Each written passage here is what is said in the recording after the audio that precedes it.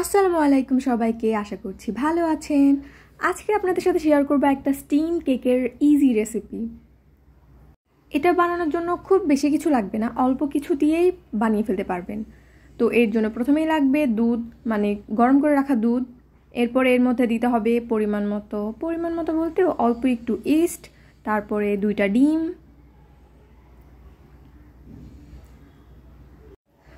পরিমাণ মতো চিনি। চিনি আপনারা আপনাদের টেস্ট বার্ড অনুযায়ী দিবেন,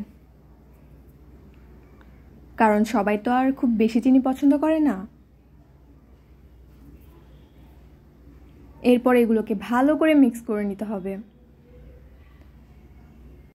এখন ওই মিশ্রণের মধ্যে দিয়ে দিতে হবে ময়দা, তারপর এটিকে ভালো করে মেশাতে হবে।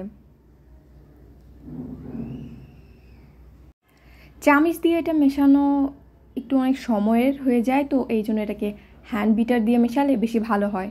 যদি আপনাদের কাছে না থাকে ওটা, তাহলে চামচ দিয়ে ভালোভাবে মেশাতে পারেন, একটু বেশি সময় লাগবে। এটাকে ভালো করে মিক্স করে নিতে হবে। তারপর এটাকে কিছুক্ষণের জন্য রেস্টে রাখতে হবে। আমি এটার উপরে কিছু কিশমিশ দিয়ে রেখেছিলাম, তো কিছুক্ষণ পরে এটাকে একটা পাত্রে ঢেলে নিতে হবে।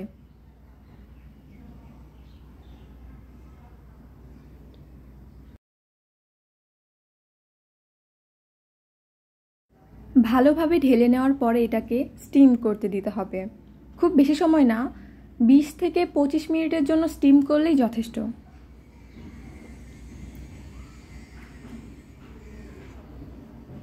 20-25 মিনিট পর একটা কাঠি ঢুকিয়ে দেখতে হবে যে কাঠিটা পরিষ্কার আসে নাকি। যদি পরিষ্কার আসে, তার মানে আপনাদের কেক রেডি।